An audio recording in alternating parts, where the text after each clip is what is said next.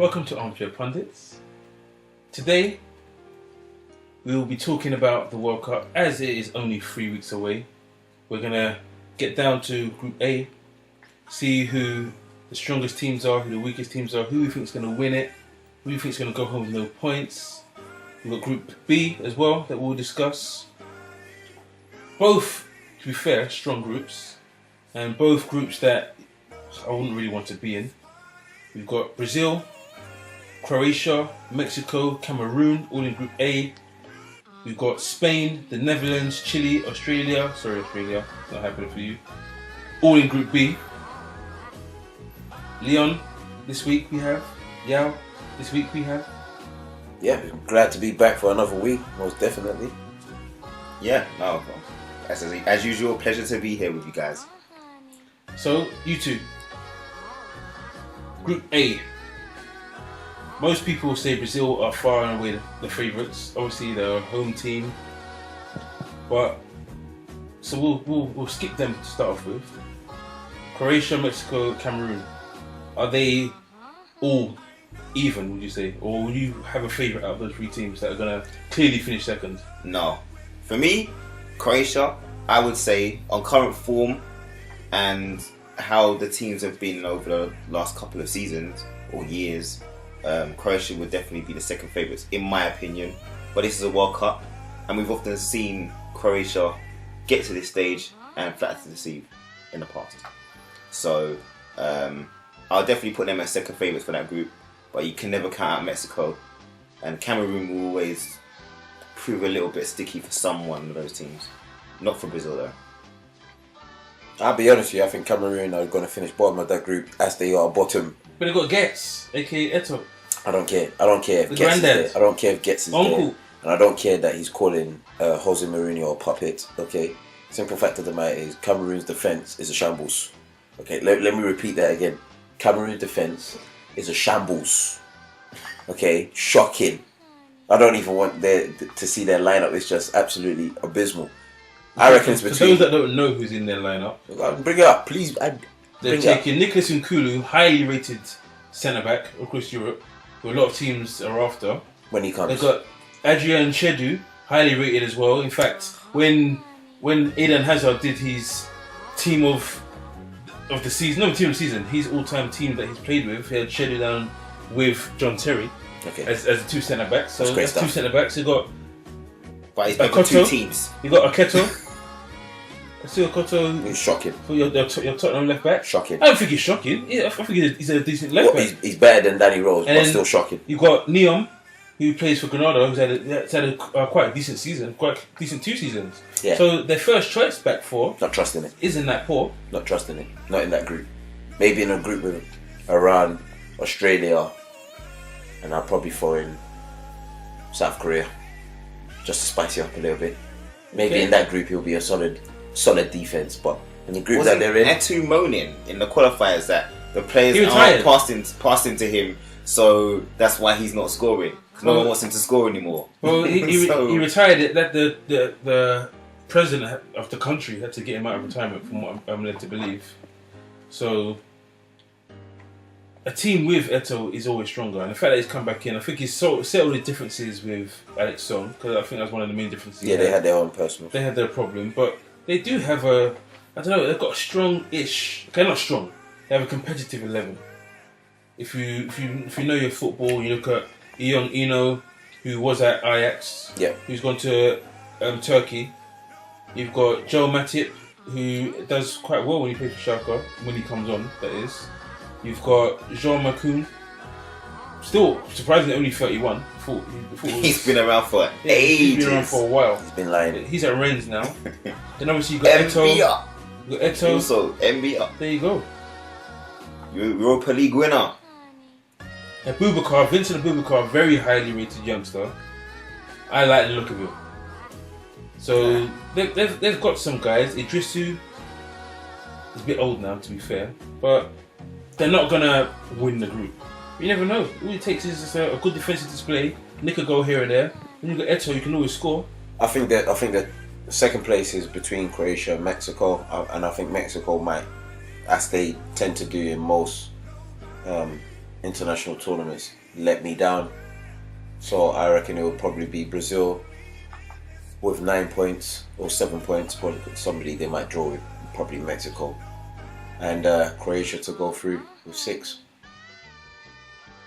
That's just my opinion, of course. Me, Brazil will win it. I can see Cameroon.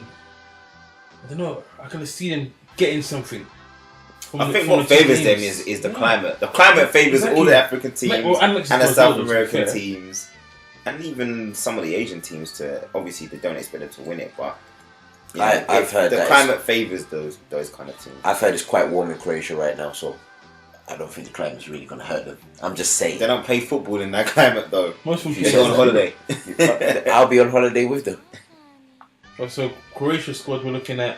Obviously, we found out today that Nico Cranshaw is out, but you've still got. Oh, they've got an extremely talented team. Let's not. Eduardo. You've got Mateo Kovacic, who plays for Inter. Milan Badelj, who all those people that used to play Football Manager like I do and have done. Even in real life, he's a good player. Perisic, who did the strange thing of leaving Borussia Dortmund when they were at the heights of the peak of their heights and went to Wolfsburg.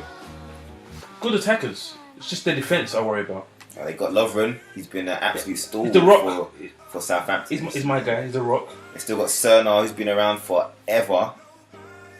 Korluk is still around. Pranic is still around.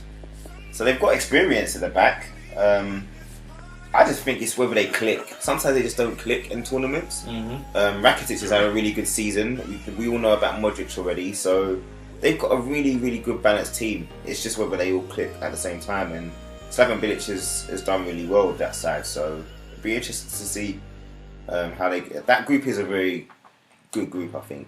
It's the kind of group Brazil kind of need. They don't want it to be too easy, but you would expect them to get through it, and that's the kind of challenge that our home nation kind of needs to get them into the groove, into the momentum. I think with Modric's display with Real Madrid, it's going to help him kind of drive the Croatian team, because even though he might not necessarily be the captain for the team, he's definitely the mold in which they play around.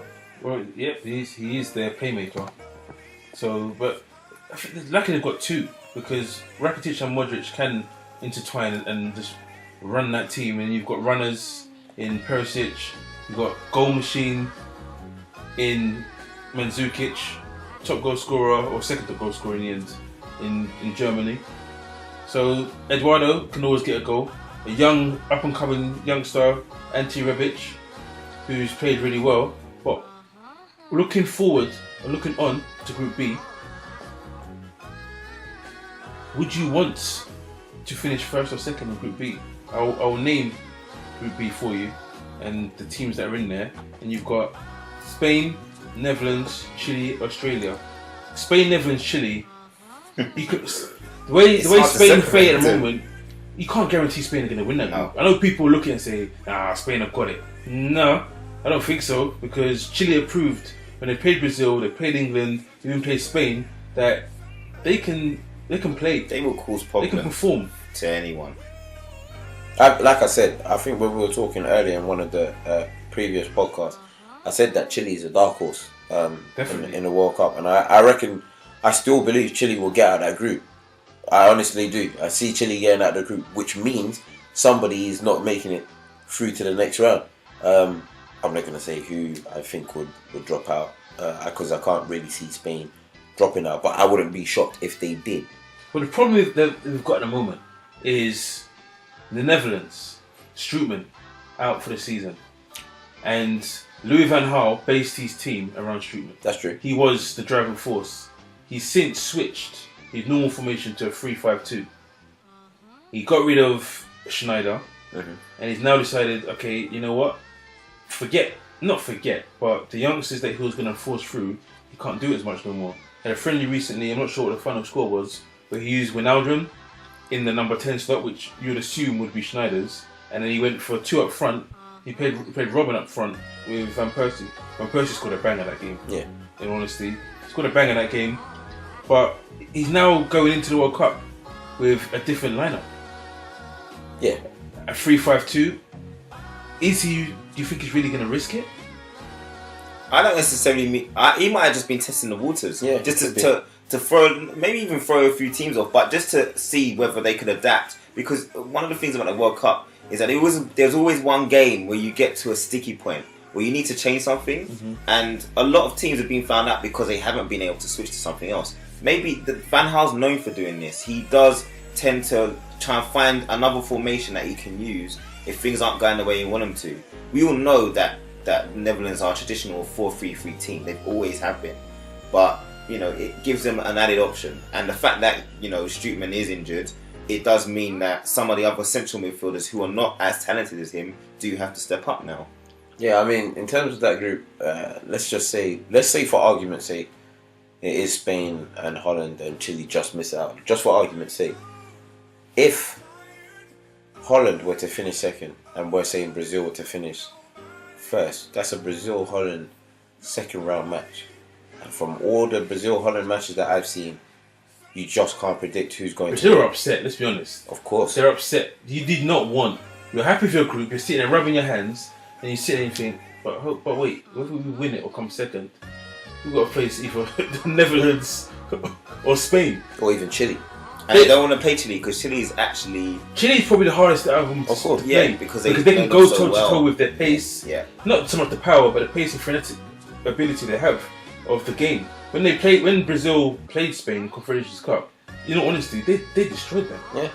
They used the Bayern Munich model. Yeah, they destroyed them. So arguably, they'll probably want to play Spain. It sounds silly, but they may want to play Spain that early. This is the part that I don't get. Brazil's group, you look at it, and it's a very tough group. It's not a walk in the park group for them. You expect them to I won't win say it's it. a very tough group. Nah, it's a tough. It's just sticky. a starting Sticky group because you could easily finish second in that group if you weren't concentrating.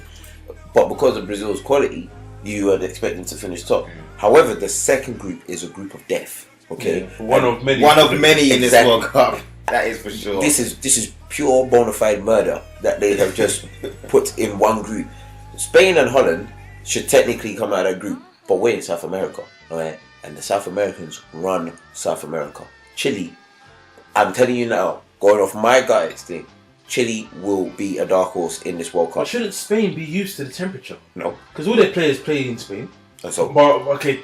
I actually not don't all. think the Some of them play in temperature England. bothers them as much. Yeah. The simple reason is because they play at a slower pace of a game. Yeah, it's their tiki-taka. overall game. So it And should be they fine control for it. them So then. I don't think it would be as... But if the other teams use pace against them, then they could be in trouble. You just don't know. It all depends. Chile's game is about pressure and counter-attack. That is what they do. If Spain are not careful, Chile's the banana skin for them. I actually think Chile will qualify through that group. From that group, I think Holland will miss out. Holland's missing out. I don't think Holland's defence, they haven't got enough experience at the back, and that's been their problem in a lot of the tournaments that have happened in recent times. 2010, I'm looking at the defence. even 2010, I didn't feel like their defence was that strong, Yeah. but they managed to get to the final through their attacking quality. This time, there is even less experience than they have before, and for me, I think that's where they'll come a cropper. But do you think he'll risk it? Because I'm looking at the squad.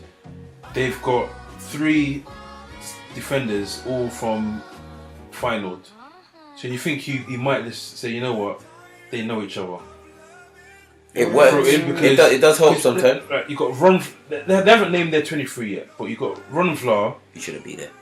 Well, he's a decent centre back. He's gonna get found out at the World Cup. Whenever he plays for Villa, it obviously he's got a team full of youngsters like Holland have. He adds something to it, the experience. But He will get found out. you at got the Ron World Cup. Vlaar, you got Martins Indy, you got Daryl Janmaat, Stefan de Vrij, who a lot of people, I'm not sure if that's how you say his name, but a lot of people have been looking at him as a potential signing for this He season. is quite quality. Van Aanholt, who was at Chelsea, I think Chelsea released him now. Is that Vitesse Arnhem, or he may be still on loan? He's still on loan as far as I know. And then you've got Joel Veltman, another person from Ajax, who a lot of people are looking at to buy. And then you've got Terence Congolo, who, to be fair, I've never heard of him. And then you've got Paul Verheyen, who's 30, so he's got some experience. But you look at, I was even wrong, they've got 4 players all from Feyenoord. You might just say, you know what, throw in the back 4 Feyenoord.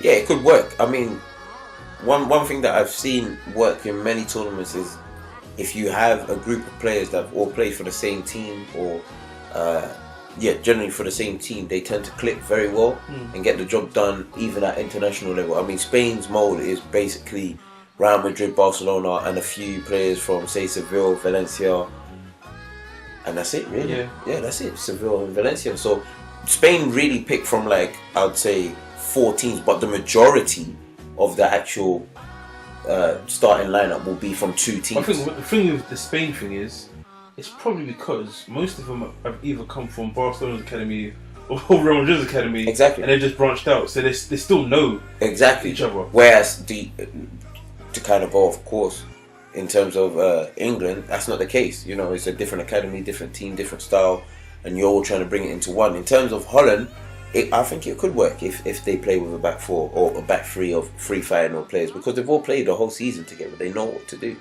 So are you looking forward to that group? Watching the games? That group will be very interesting. And like I said, I'm going personally for Chile to get out of that group, which means either Holland or Spain will drop out. And to be honest with you, I would be happy if Spain dropped out. I don't really. Yeah. You don't want to see their tiki taka. You don't want to see the likes of Silva. I've seen tiki taka for 8 years. I'm not even a big fan of Barcelona. Just get out of here. If you want to bring it in, bring it. Obviously, being Real Madrid, you're gonna say that, right? But at the same time, you know, it looks good. It only looks good really when a team is really attacking them. Like if a team is going for it against Spain, then that tiki-taka, quick passes in between players, and then the final ball behind the defense, it looks good. But if a team decides, you know what, keep the ball, we're gonna just sit back, it looks boring, absolutely boring, because they're not going nowhere. Fair enough, Leon. I still think Spain will be favourites. You want the best teams to be in the next round, and I don't think they'll have as many problems as Netherlands will to qualify out of that group. Australia, you can see them being the whipping boys of that group. Can see them? They are the whipping boys. Well, You never the World Cup throws out. Everyone thought Senegal was going to be... Nah, Senegal... African teams, the reason why you don't really want to write off African teams, even though I've written off Cameroon, but in the back of my mind I have thought, you know what, they can be quite dangerous. The reason why you don't want to write off African teams is because they are unorthodox. Australia, I can tell you from top to bottom, there's not a single soul in that team that strikes any sort of fear anywhere. Alright, Tim Cahill is finished. He's done. I don't care what anyone says, you can't sell him to me. No, I won't have it. Simple as. Australia, whooping boys, lose all 3 games. Probably won't even score. As I was saying, they are the whooping boys of the group. Therefore, for me, I think Spain and Brazil want to avoid each other. So they both have to finish top of their groups. That's the bottom line. Mm-hmm. Neither of them wants to play each other. That's a good thing then, because they're gonna have that incentive there. Incentive to do that. I still, for me, Chile are dark horses for this tournament, and I still think they'll qualify ahead of Netherlands. The only thing that Chile have always had a problem with was having an out-and-out goal scorer. They've always struggled to have an out-and-out goal scorer, someone they could rely on, and they've always required midfielders to chip in with goals. And I think that's the only place where they may become unstuck, but we'll see. But they've now got the midfield. You look at it, they've got Vidal who gets goals. Well, that's what I'm saying. They've always been reliant on midfielders. I don't think nowadays you don't need that striker. But sometimes you do, because what's happened is you'll find that those midfielders as long as are known as the danger men, and then when a striker gets a chance, doesn't have the quality to finish when he's got the only chance of the game to score a goal. But as long as your wide men do the job, if you've got Eduardo Vargas on one side and you've got Alexis Sanchez on the other side, that gives you great hope that you can still score goals. But Sanchez has come off a really good season, stats wise. He got dropped a lot, but you look at the stats. No, he's had a really good season, and he's had a brilliant qualifying campaign for Chile as well. The Chileans have had a great campaign to get to very this strong, stage. very strong. As we saw against England, they have supreme quality. So for me, I just can't. For me, Netherlands I don't know. And the fact that Van Gaal's already got Man United now, going to that's had a lot of effect on managers who have gone to the World Cup knowing that they're not going to be manager of the national side, they're going to be moving on to another job already set in stone. It's had an effect. We saw it with France with Jacques Santini, and it's not the first and maybe not the last. We'll see. Exactly. Okay, well, that's our roundup of Group A and Group B. So we believe that it's going to be Brazil and Croatia coming out the first group. We're all undecided of the three. They'll go through. We all believe. Well, you're not sure, though, are you? If I had to pick, both believe I'm going it's gonna be Spain and Chile. You think, I'll probably go Spain and Chile. Me, I think it's Spain and Holland. I think Chile will fly to deceive in the end. So Spain and Holland, and in that order as well. So Brazil versus Holland, Croatia versus Spain.